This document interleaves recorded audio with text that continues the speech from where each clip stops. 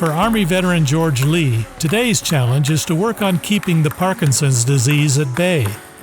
At 70 years old, he works hard to stay fit. Challenge is nothing new to George, who grew up in a time and place where life was hard and opportunities were uncommon. I was born in Brandywine, Maryland, 1951. I was the third of 10 kids. We grew up very poor. My grandfathers were sharecroppers, and my brother and I had to help out, work in the tobacco field. I can't describe how difficult it was, but it was the only way that we could make a living. I must have been 8, 9 years old. We worked from when the sun came on, when you can see, until way after dark where you can't see, long hours. And I worked through until basically I graduated from high school. What it did teach me was that being a farmer was something that I didn't want to grow up to be.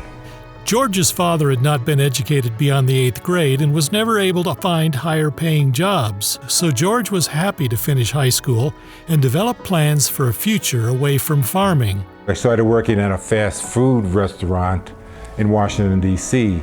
The police officers would come into the back door and we would feed them. And so I was talking to the police officers. I felt that was something that I could do and I would enjoy.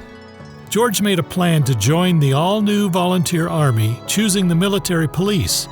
Then after 3 years, he'd use that experience and his GI Bill to become a civilian policeman. The plan at first went according to schedule. He became an MP stationed at Walter Reed Medical Center. But then he found out he was good at it. And after 3 years, he re-enlisted. When I was working as an MP, I was selected to work in the drug suppression unit. So as an MP, I was a semi-undercover narcotics officer where I would buy controlled substances.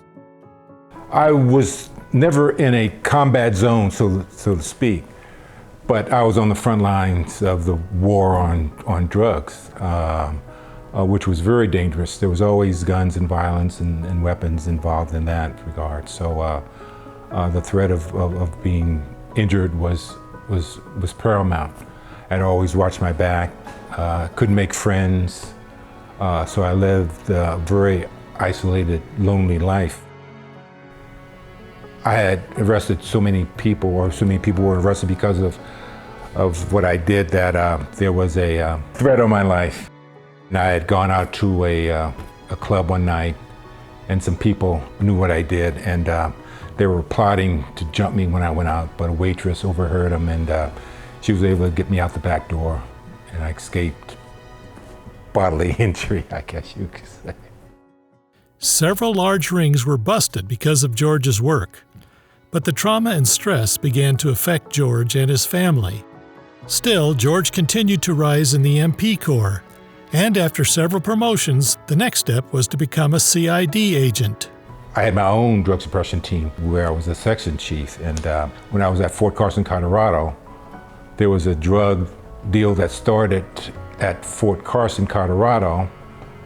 It was LSD, went from Fort Carson, Colorado to Fitzsimmons Army Medical Center in Denver, to Denver civilians that was selling LSD, and it finally ended up in the University of Colorado at Boulder, and it was one of the chemistry professors who was making the LSD and was distributing throughout Colorado.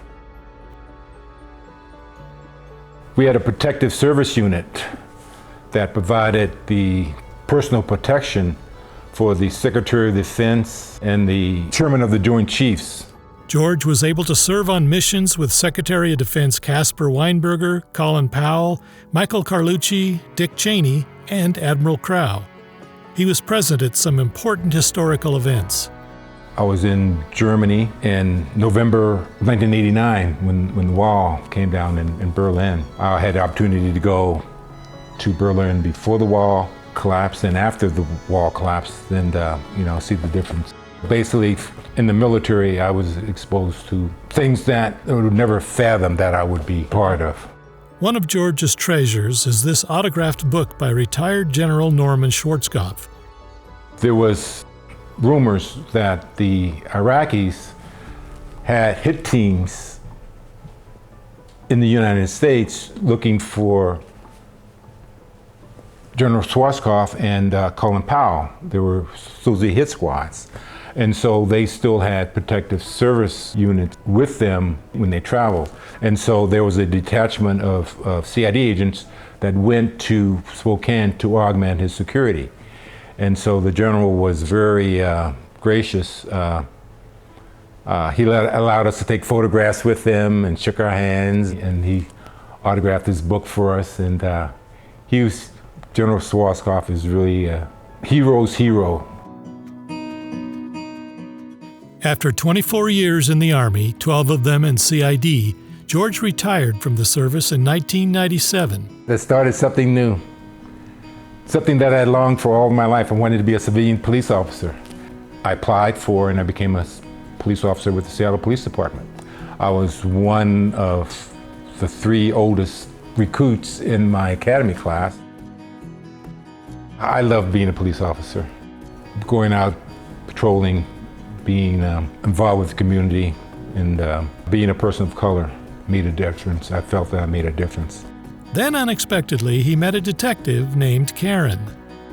She's a beautiful lady. I couldn't help but notice her. I'm fortunate that she noticed me, got married, and she has been a godsend.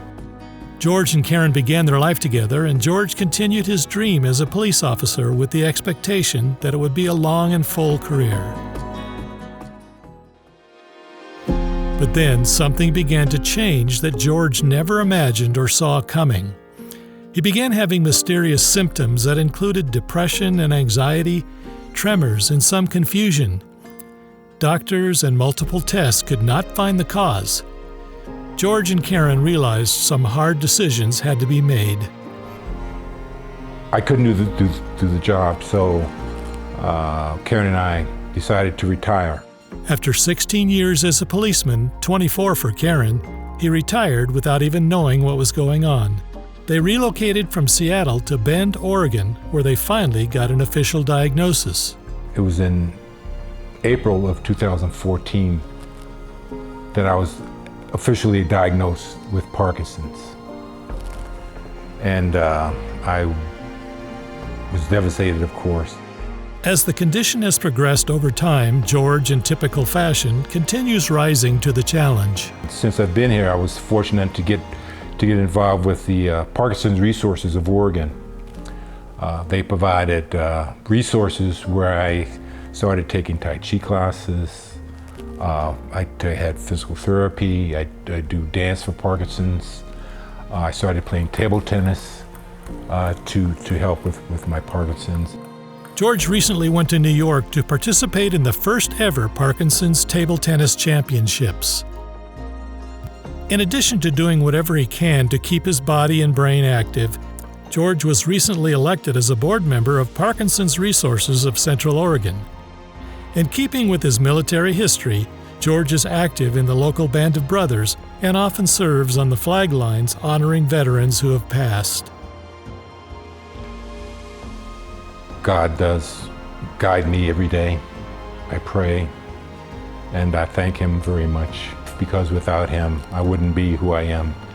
And I try to follow His guidance as much as I can. I'm thankful that He's never let me down.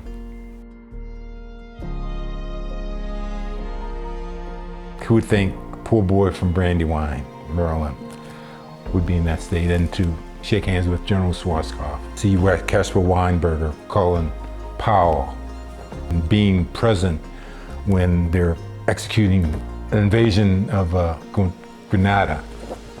I mean, being in Germany during the fall of the wall.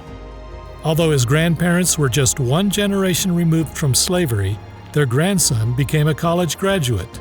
Rising from such humble beginnings, George is proud of the accomplishment. America has its faults. It's come a long way, and there's still a ways to go. But I think that I was a part of the American dream, where I lived the American dream. I was able to go for nothing to accomplishing a great deal. No complaints, only gratitude. In several ways, George Lee is an American warrior.